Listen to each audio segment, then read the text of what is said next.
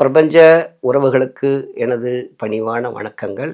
நான் பகத்தர். மகிழ்ச்சி தற்காலிகமா நிரந்தரமானு ஒரு பிரதர் கேட்டாங்க. கண்டிப்பா அது தற்காலிகம் தான். ஏன்னா நீங்களே குழந்தையும் கிள்ளுவீங்க, நீங்களே ஆட்டி விடுவீங்க. இதுதான் மகிழ்ச்சி. உங்களுக்குள்ள நீங்களே ஒரு கட்டுப்பாட்டை விதிப்பீங்க. அந்த கட்டுப்பாட்டுக்கு ஒரு விலக்கு கிடைச்சதுன்னா நீங்களே மகிழ்ச்சியாகவும் இருப்பீங்க. குற்றம் நடப்பதற்கு ஏற்ற சூழலை நீங்களே உருவாக்குவீங்க. அதற்குண்டான தண்டனைக்கு நீதிமன்றத்தையும் வச்சிருவீங்க. நீங்களே கடனும் வாங்குவீங்க. அதன் பிறகு கடன் வாங்குறப்ப இருக்கிற மகிழ்ச்சியை கடன் கட்டும் பொழுது நீங்களே அதை தொலைப்பீங்க. எல்லாம் மேடு பை யூ. எந்த ஒரு மகிழ்ச்சி உங்ககிட்ட வந்தாலும் அது தற்காலிகம். ஒரே ஒரு ஃபோன் காலில் அந்த மகிழ்ச்சி காணாத போயிடும். அப்போ எதிர்பார்ப்பு அப்படின்னு ஒரு விஷயம் வந்துருச்சு அப்படின்னா அங்கே என்ன ஆகுங்க?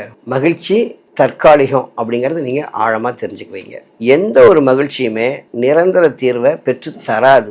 ஏன்னா இதெல்லாம் மனம் சார்ந்த மகிழ்ச்சிகள். அவங்களே பிரச்சனையை உருவாக்குவாங்க. அவங்களே ரிலீஃபுக்கும் ஒரு சூழலை தேடுவாங்க. அந்த சூழல் அமைஞ்சிருச்சுன்னா மகிழ்ச்சியாக இருப்பாங்க. அதற்கப்புறம் மீண்டும் அவங்க என்ன பண்ணுவாங்க? பிரச்சனையை தேடுவாங்க. இதுதான் மனதோட பணி.